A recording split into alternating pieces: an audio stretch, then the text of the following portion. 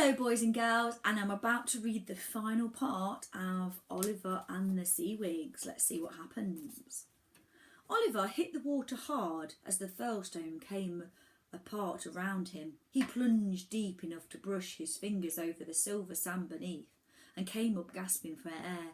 He trod water and looked around while the upflung spray fell upon the waves like rain. There was no furlstone any more, only a few scattered chunks, small islets whose heads barely poked above the set waters even here in the shallows. One by one they opened little black beady eyes of their own and blinked. They were brand new rambling islands, bashful in the presence of so many big ones. Oliver laughed, swimming between them, till there ahead of him he saw the water mole, still just about afloat with his mum and dad and Iris and Mr. Culpepper all waving at him from its upper deck. Iris pulled him aboard, and he ran, hugged Mum, then Dad. The ancient submarine was sinking fast, but Cliff waded over and supported it before could settle to the sea floor. "Wow, that was amazing," said a strand of sarcastic sea hanging down in front of Cliff's face, and it sounded as if it really meant it. The other islands shuffled closer, trying to look as if they'd been right at Cliff's side all along and not a bit scared of the furlstone. Some mumbled that Cliff had done well, others explained that they'd never trusted the furlstone.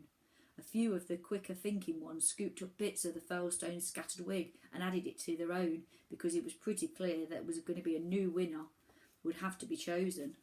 Now you can see all the little bits in the sea.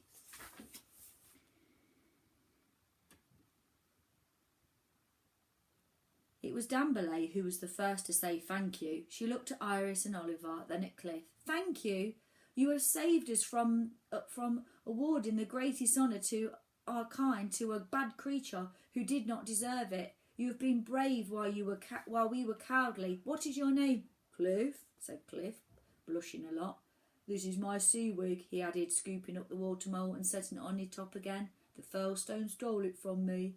There were some other bits too, but they got lost." The rambling islands all looked at him. The water mole did not look nearly as splendid on top of Cliff as it had on the furlstone when he wore it. The strands of weed which had carried him from the sarcastic sea did their best to look decorative, and Mr. Culpepper perched on the water mole's bow with his wings outspread, but it still looked a bit shabby and scruffy. Even so, she turned to the other islands and said, "I think it's clear what we must do. Cliff is the bravest of us, and his seawig is certainly the most interesting. He is the winner of the Night of the Seawigs." "Yay!" shouted Iris and Oliver and Mr. Culpepper. Mr. and Mrs. Chris clapped politely. They were a bit confused, but they were starting to get the hang of things. Even the weed looked pleased, but Cliff slowly shook his head. "Not me," he said. "I can't hang around here in the shallows being feted and fussed over. I don't care about this seawig competition anymore. Let Shrumpcap be the winner, or Dimpsey. I have to take my friends home." Then, with all the other rambling islands looking on, he turned and waded away. Up on his head, Mr. and Mrs. Chris fetched their cameras and took photo after photo of the watching islands and the mermaids. But either because of the magic of the shallows or because the cameras had been battered too badly during their adventures, not one of those pictures ever came out. There you can see. There he is, going off into the distance. As for Oliver, he just clung to the water mole's rail and stared, trying to take it all in. He saw the unearthly purplish sky and the pale sea, the white horses galloping in the wave crests, the mermaids playing in Cliff's wake like dolphins. He saw the rambling islands in all their finery. He did his best to fix it in his mind forever, and unlike the photographs, his memories did come out. He kept them always, and they never faded. There you can see, here he is. Not far away, a fragment of the roof from the Furlstone's temple floated on the waves. Stacey de Lacy sat on it, bedraggled and alone, using another small piece as a paddle. He was paddling himself away from the hallowed shallows as quickly as he could. He was hoping that if the sea stayed calm and the wind in the right direction, he might paddle all the way home. He wondered if his parents had noticed he'd been away. "Ep," said a little voice. Webbed paws appeared over the edge of his raft. A sea monkey pulled itself aboard and snuggled down against Stacey's left knee. He patted his head, feeling rather glad he still had a friend left. "Eep," said another monkey, scrabbling out of the sea behind him. "Eep, eep, ibble, ibble, ibble." A dozen more appeared.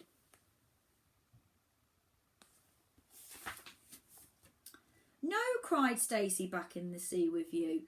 "There isn't room." But there's no arguing with sea monkeys, and the sea around his raft was green with them.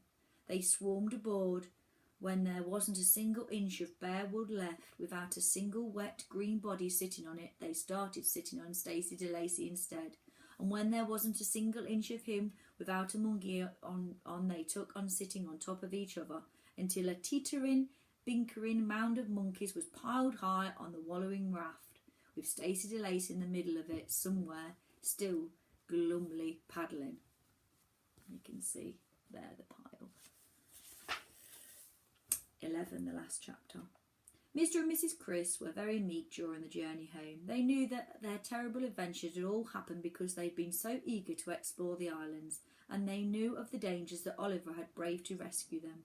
"No more exploring for us," they agreed, sitting with Oliver, Iris and Mr. Culpepper beside the campfire that they had lit on Cliff's Head.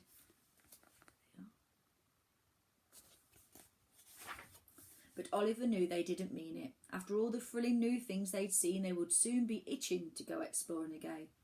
They wouldn't even have to worry about money anymore, because the old trunks which had dragged out of the water mole to use as seats around the fire turned out to be stuffed full of Spanish gold.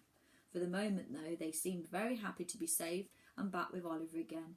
And they were happier still a few days later when Cliff waded into Deepwater Bay and they saw their house and the dear old Explorer-mobile standing where they had left them. Oliver wasn't happy, though. He was glad to see dry land again, but he didn't feel that surge of joy he felt when Mum drove down the lane to the house that first day. He still wanted a home, just as badly, but he wanted something else too. He wanted to be with Cliff and Iris. He was going to miss them. He would even miss crouching Mr. Culpepper. So he stood quietly watching while the shore came closer, and his mum and dad did a happy-to-be-home dance on Cliff's golden sand. And when they said, "Look, Ollie, it's our house, and aren't you glad to be back?" he nodded and said that he was. But Mr. and Mrs. Chris could tell he wasn't, and they looked solemnly at one another. They both knew how sweet and sad it would be to want two different things so completely. "Don't worry," said Mr. Crisp, putting an arm round Oliver's shoulders. "We'll find a way." Mr. Crisp knelt down and tapped politely on Cliff's forehead. "We were wondering," she said, "if you're nowhere else, perhaps you'd like to stay here in Deepwater Bay. It looks so much nicer with an island in it." So Cliff found a comfortable spot for himself just offshore, and that night the Chris family slept in actual beds inside a proper house. Penny, come on then, up with Mummy. Sorry, just got to get her up. She's a little bit demanding, Westy. Look, Mummy's lost where she is now.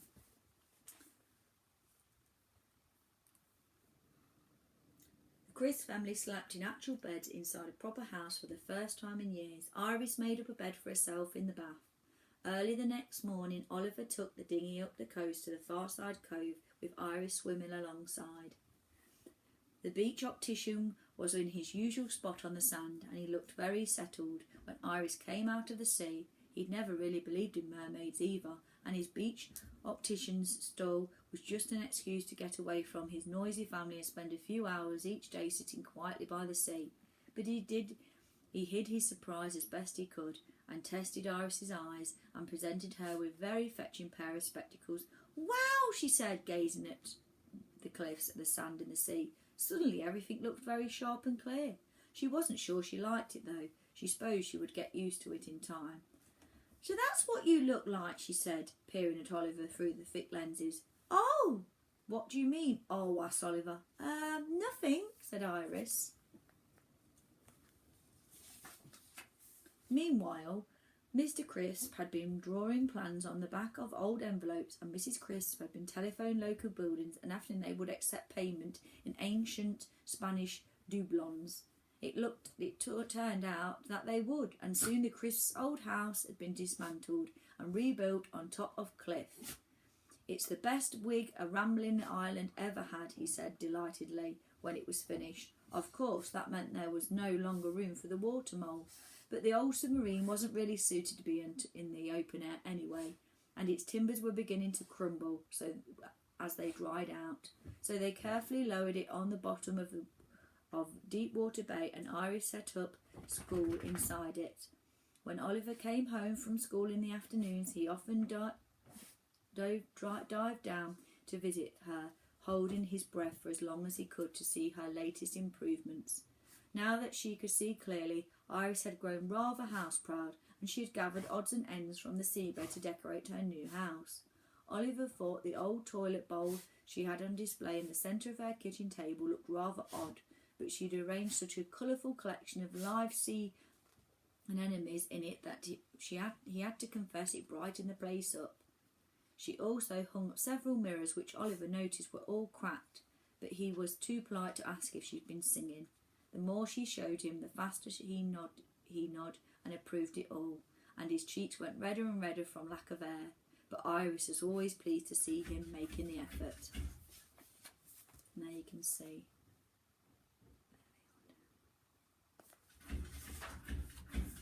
That's the last page. Penny, no, I'm just reading this story. Wait a minute. Mr. Culpepper stayed. He complained that the island was getting very built up, and he enjoyed telling other visiting birds that he could remember when it was all just rocks and grass. But he built himself a large raggedy nest on the roof just above Oliver's bedroom, and enjoyed waking Oliver up each morning by leaning down and shouting, "Time for school!" through the window.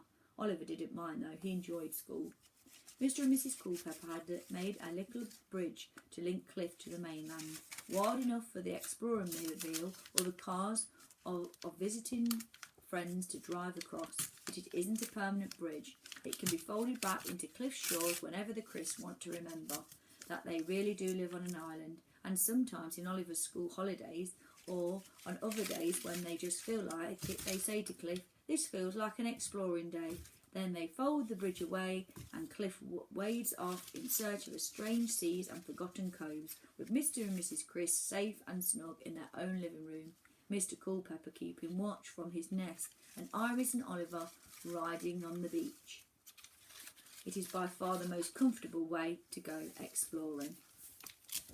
There you can see. And that is the end.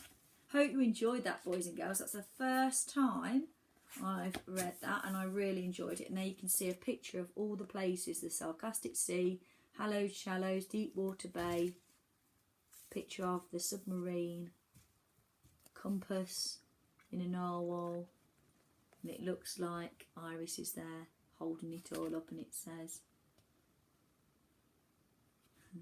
all about where they are: settled islands, beach optician.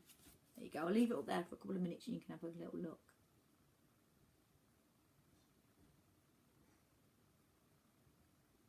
Right then, boys and girls, that's it for now. Bye.